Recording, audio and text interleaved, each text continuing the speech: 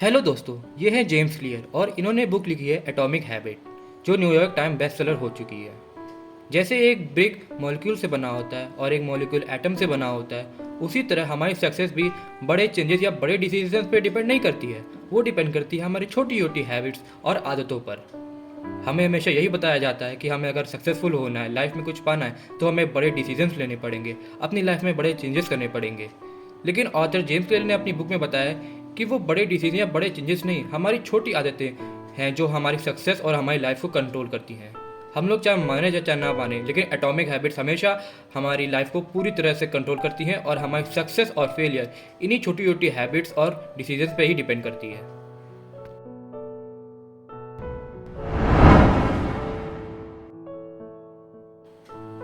अगर हम लोग कोई गोल सेट कर लेते हैं और उस गोल को पाने के लिए एक डेफिनेट प्लान बना लेते हैं और उस प्लान को फॉलो करते हैं, काफ़ी स्ट्रगल्स और हार्डवर्क करते हैं, और धीरे धीरे हम लोग देखते हैं कि हमारा सारा हार्डवर्क, हमारा सारा स्ट्रगल कोई रिजल्ट नहीं दिखा रहा। हम लोग बहुत मेहनत करते हैं, फिर भी हम लोग को अपना डिजायर्ड रिजल्ट नहीं मिलता।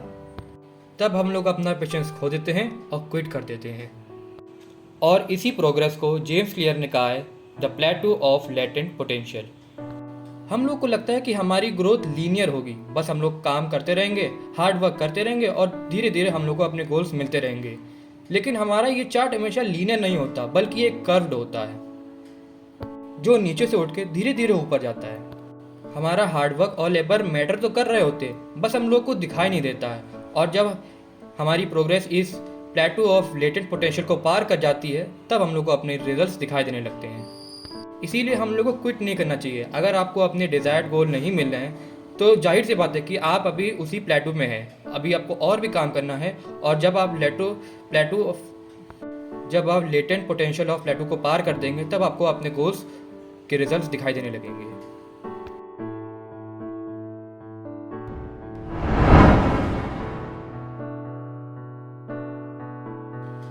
बहुत सारे लोग कहते हैं कि हमें एक अपना डेफिनेट गोल बना लेना चाहिए और उस गोल पे पूरा फोकस करना चाहिए। मगर जेम्स क्लियर कहते हैं कि अगर हम लोग को अपने गोल्स को अचीव करना है, तो हमें उनके बारे में भूल जाना चाहिए। हमें गोल्स पे ना फोकस करके उस सिस्टम पर फोकस करना चाहिए। हमारा सारा हार्डवर्क, हमारा सारा लेबर, हमारा सारा डेडिकेशन उस गोल पर नहीं, मगर उस गोल के सिस्टम पर होना चाहिए। क्योंकि दोस्तों, जाहिर सी बात है, एक फेलियर और एक सक्सेसफुल इंसान के गोल तो सेम होते हैं, लेकिन उनको डिस्टिंग्विश करता है उनका सिस्टम। जब एक इंसान फेल होता है, तो उसके सिस्टम पूरा बर्बाद हुआ होता है। उसमें लेजीनेस, प्रोक्रेस्टिनेशन, लेथार्जी जैसी चीजें होती हैं। और एक विनर का सिस्टम हार्डवर्क, लेबर और डेडिकेशन से भरा होता है। एक विनर और लूजर को डिस्टिंग्विश करता है उनका सिस्टम, ना कि उनका गोल। तो इसलिए हम लोग को गोल्स पे एक बार गोल्स बना के शांति से बैठ जाना चाहिए, और अब हमारा पूरा फोकस उस गोल को पाने की सिस्टम पर होना चाहिए, ना कि गोल पे खुद। अगर आप एक कोच हैं, तो आपका गोल होगा कि आपको एक चैंपियनशिप जीतनी है, लेकिन आपका सिस्टम होगा कि किस तरह से आप अपने प्लेयर्स को मैनेज करते हैं, किस तरह से उनको वो मोटिवेट करते हैं। अगर आप एक स्टूडेंट हैं, तो आपका गोल होगा कि आपको क्लास में फर्स्ट आना है, मगर आपका सिस्टम होगा कि किस तरह से मुझे अपनी पढ़ाई करनी है, मुझे कितने घंटे पढ़ाई को देने हैं। ये होगा आपका सिस्टम। So अब से forget about goals and focus on system.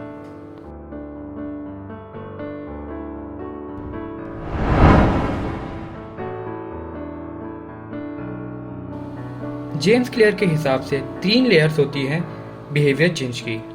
पहली लेयर होती है आउटकम्स, दूसरी लेयर होती है प्रोसेसेस, और तीसरी और सबसे मेन इंपॉर्टेंट होती है आइडेंटिटी। अगर आपको कोई बिहेवियर चेंज करना है, तो सबसे पहले लोग गलती करते हैं कि वो आउटकम्स पे फोकस करते हैं। अगर उन्हें कोई स्टूडियस स्टूडेंट बनना है, तो वो ग्रेड्स के बारे में सोचने लगते हैं, अपने रिपोर्ट कार्ड के बारे में सोचने लगते हैं, और ये होता है चेंज बाय आउटकम। फिर सेकंड आता है चेंज बाय प्रोसेस। अगर आपको स्टूडियस बनना है, तो आप पढ़ाई करते हैं, आप कोचिंग क्लासेस में टाइम देते हैं। ये हो गया चेंज ऑफ प्रोसेसेस। थर्ड और सबसे इफेक्टिव तरीका है बिहेवियर चेंज लाने के लिए, वो है आइडेंटिटी में चेंज लाना। हम लोग को अपनी आइडेंटिटी में चेंज लाना पड़ेगा। We have to change who we are. अगर आप एक स्मोकर हैं और स्मोकिंग छोड़ना चाहते हैं, तो आप क्या करेंगे?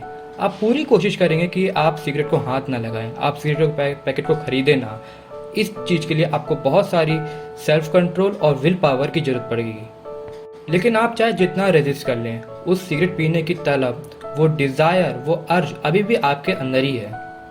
आपने सिर्फ उसको सप्रेस करके रखा हुआ है और ये आप चेंज कर रहे हैं आउटकम्स के हिसाब से। अगर आप उस व्यक्ति को सिगरेट देंगे तो वो बोलेगा नो थैंक्स, मैं स्मोकिंग छोड़ रहा हूँ। लेकिन वो पर्सन जो अपनी आइडेंटिटी में चेंज ला चुका है, वो कहेगा नहीं, मैं एक स्मोकर नहीं हूँ, मैं एक नॉन स्मोकर हूँ।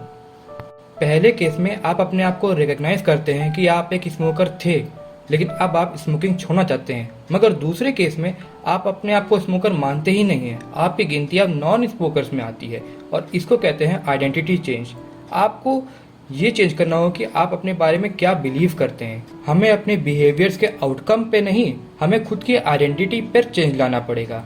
अगर आपको 42 किलोमीटर की मैराथन दौड़नी है तो इस बारे में मत सोचिए कि आपको वो मैराथन दौड़नी है और आपको बहुत प्रैक्टिस करनी है। आप ये सोचिए कि आप एक अल्ट्रा एथलीट हैं और एक अल्ट्रा एथलीट बहुत ट्रेनिंग करता है, बहुत कोशिश करता है अपने एंड्योरेंस बढ़ाने के लिए।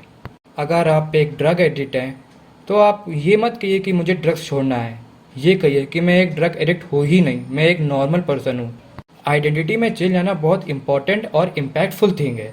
इससे आपके माइंडसेट पे भी काफ़ी असर पड़ता है। जब आप अपनी आइडेंटिटी बदल लेते हैं तो आपको अब वो और इजी और इंजॉइंग लगेंगे। एक बार आइडेंटिटी चेंज होने के बाद काम अपने आप हो जाता है। तो अब से आपको अपनी आइडेंटिटी चेंज करनी होगी और आउटकम्स पे फोकस छोड़ना पड़ेगा। तो दोस्तों, अगर आपको इस बुक की एडवाइसेस और टेक्निक्स अच्छी लगी हो तो इसका सेकंड पार्ट भी देखिए। इसके सेकंड पार्ट में मैंने इस बुक की और भी अच्छी टेक्निक्स और एडवाइसेस बताई हैं।